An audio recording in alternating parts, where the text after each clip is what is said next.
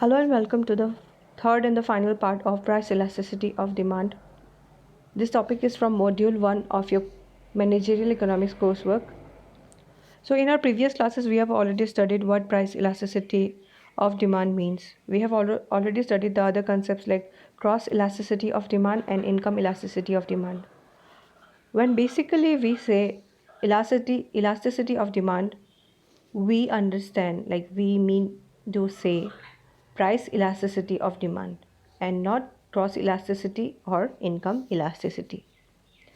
So we have come across concepts like elastic demand,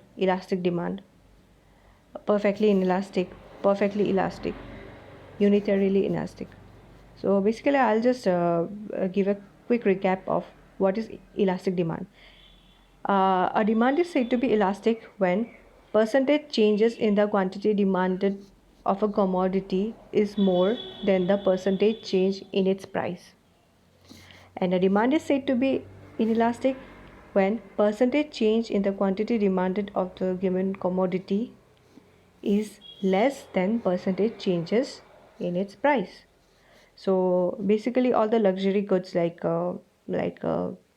cars and all the other luxury goods, um, cosmetics, premium cosmetics, and premium perfumes, and all these things can be said to have a elastic demand, and all the necessary items like food, clothing, medicines, and all are said to be having a inelastic demand. So let us study here what are the factors that affect price elasticity of demand.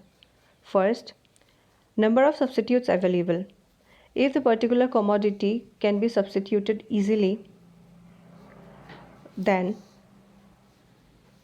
the price elasticity of demand will be more. That means larger number of substitutes being available makes the particular commodity have a more elastic demand.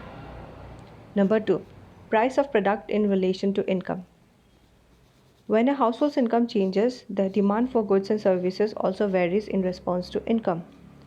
Hence, the demand for products and services become elastic. So, obviously, when price of a particular commodity changes in larger proportion to to the income of the consumer, then the demand basically becomes an elastic demand. Cost of substitution. Let us look at an example here. If a certain cable services has a lock-in period of deposit, then an existing consumer cannot change to another service, although inexpensive, without losing the deposit. Hence, the demand becomes inelastic. Okay. So, when the substitution comes with a larger cost, in this case, the person was required to deposit a larger amount. So, such cases makes the demand inelastic. It means that person, even though there is considerable changes in the percentage of prices, but the consumer will not be able to switch in easily, or consumer will not be able to change quantities, percentage of the quantity demanded of the given particular commodity, and hence will have an inelastic demand if the cost of substitution is high. Brand loyalty.